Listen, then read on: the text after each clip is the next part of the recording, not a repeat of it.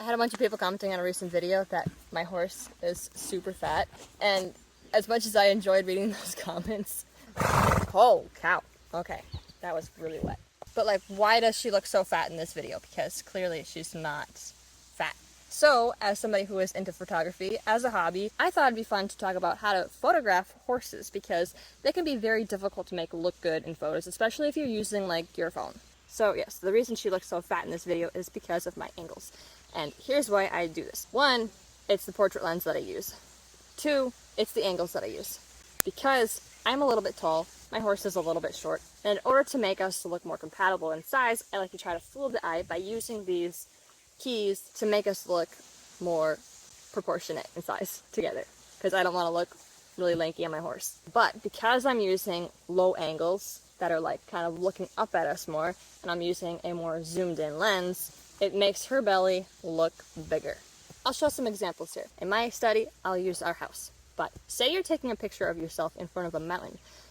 If you're using a regular lens and you're all the way zoomed out, you're going to look big and the mountain is going to look teeny tiny.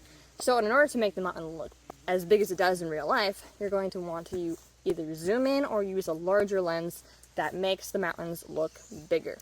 And you're going to stay the same size. But you might have to get closer or further away from the lens, depending on your location, what you're doing, your camera, whatever. Here's me standing in front of the house with my portrait lens, and in order for me to be in frame and in focus, the main focus, I need to be around 15 feet away from the camera. And here's me in front of the house with the regular lens nearly 3 feet away from my tripod. So for this to make sense, when you're photographing a horse, it applies the same, because horses are long. And if you're taking a photo of your horse with a regular camera lens all the way zoomed out, your horse's head is going to look huge and the rest of their body is going to look teeny tiny.